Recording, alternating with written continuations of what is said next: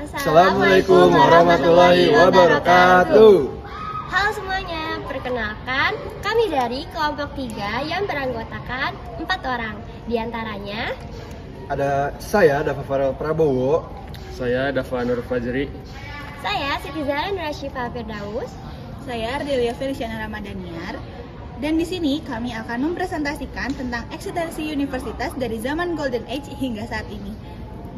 Seperti yang kita ketahui, bahwa seiring berkembangnya zaman, semakin banyak pula universitas yang telah dibangun. Namun apakah kalian semua tahu bahwa universitas pertama dibangun oleh seorang umat muslim, sekaligus seorang muslimah yang solehah? Sebagaimana yang telah kita ketahui, bahwa seorang umat muslim itu diwajibkan oleh Allah Subhanahu wa Ta'ala dalam Al-Quran untuk mencari ilmu, mengamalkannya, dan mengamatinya.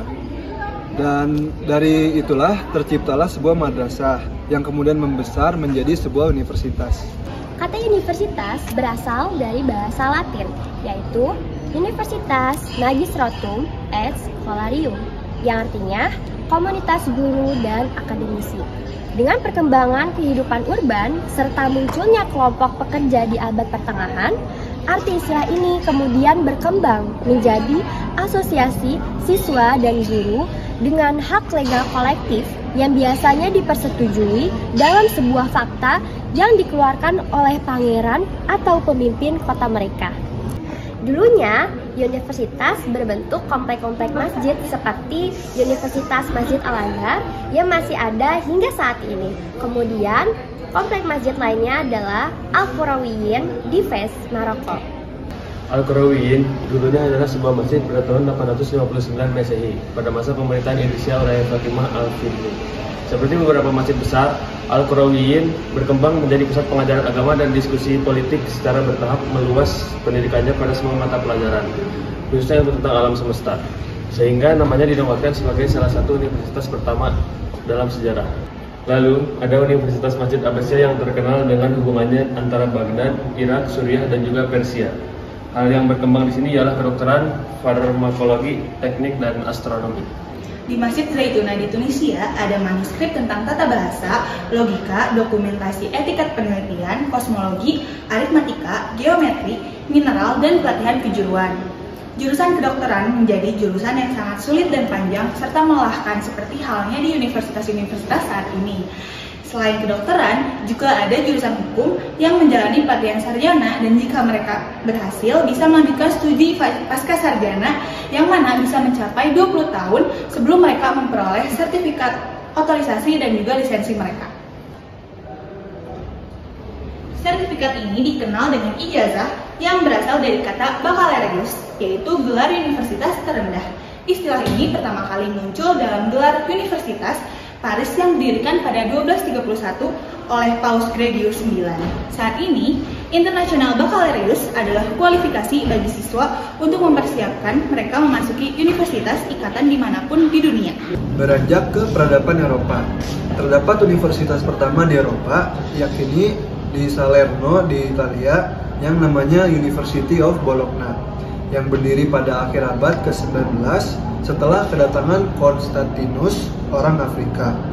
Kota Montpellier di Prancis adalah cabang dari Salerno dan pusat utama studi Islam, kedokteran, dan astronomi. Wilayah tersebut juga dekat dengan Muslim Spanyol, dengan banyak populasi Muslim dan Yahudi. University of Bologna juga menjadi intuisi pertama yang mengadopsi istilah alma mater dalam istilah akademis yang berarti bahwa sekolah adalah ibu pemelihara yang menyediakan makanan intelektual bagi para muridnya. Pada awal abad ke-12, kekuatan intelektual di dunia barat telah bergeser. Paris merupakan a city of teachers atau kata guru. Paris juga dikenal sebagai pusat pengetahuan karya-karya Arab yang terus menyebar seiring dengan berjalannya waktu. Selain itu, terdapat Universitas Oxford yang berada di Inggris. Bukti pengajarannya dapat ditelusuri sejak tahun 1096 yang menjadikannya dikenal sebagai universitas tertua di dunia berbahasa Inggris dan universitas tertua di dunia yang terus beroperasi hingga saat ini. Oxford berkembang pesat sejak tahun 1167 ketika Raja Henry II melarang mahasiswa Inggris untuk menjalankan perkuliahan di Universitas Paris.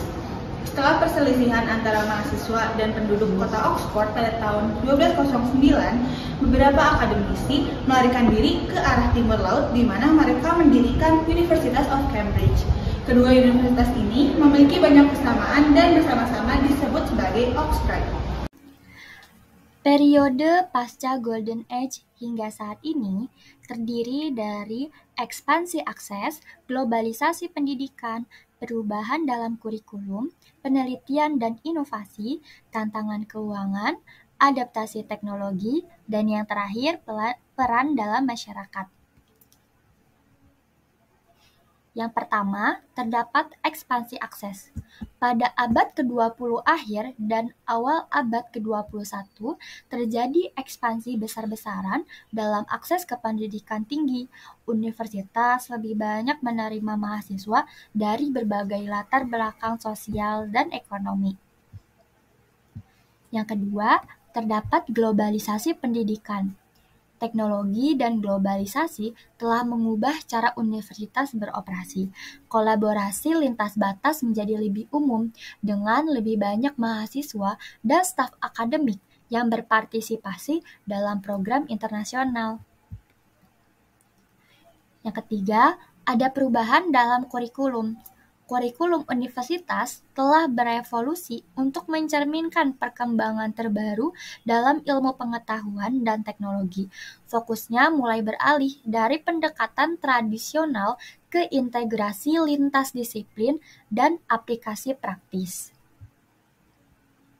Selanjutnya, ada penelitian dan inovasi. Universitas tetap menjadi pusat penelitian yang vital, dengan pendanaan penelitian yang semakin meningkat dari pemerintah, swasta, dan lembaga lainnya. Fokusnya juga telah meluas dari ilmu murni ke aplikasi praktis dan solusi berbasis teknologi. Selanjutnya, ada tantangan keuangan. Biaya pendidikan tinggi telah menjadi perhatian utama di banyak negara, dengan masalah pembiayaan mahasiswa dan pendanaan operasional menjadi isu yang signifikan. Adaptasi teknologi. Perkembangan teknologi informasi dan komunikasi atau TIK telah menjadi cara universitas memberikan pendidikan dan melakukan penelitian. E-learning, MOOCs, atau Massive Open Online Course, dan platform pembelajaran digital lainnya semakin umum digunakan. Dan yang terakhir, terdapat peran dalam masyarakat. Universitas masih diharapkan untuk berperan sebagai pemimpin moral dan intelektual, meskipun tantangan dan kritik terhadap kebebasan akademik dan diversitas ideologi semakin muncul. Peran dalam masyarakat sebagai mahasiswa, terciptanya pemimpin, aksi sosial, dan penerus bangsa.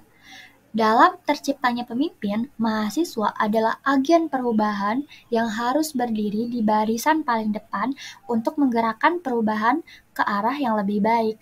Melalui kacamata mahasiswa yang masih netral, mereka bisa melihat kesalahan-kesalahan yang dilakukan di negaranya. Untuk aksi sosial, mahasiswa adalah kaum intelektual yang tinggal bersama berbagai lapisan masyarakat.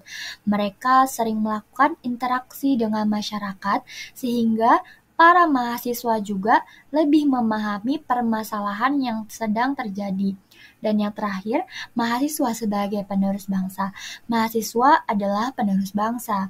Mereka adalah generasi baru yang bisa memajukan negaranya. Dengan menjadi mahasiswa berkualitas dan bermoral, masa depan bangsa Indonesia pun akan menjadi semakin cerah.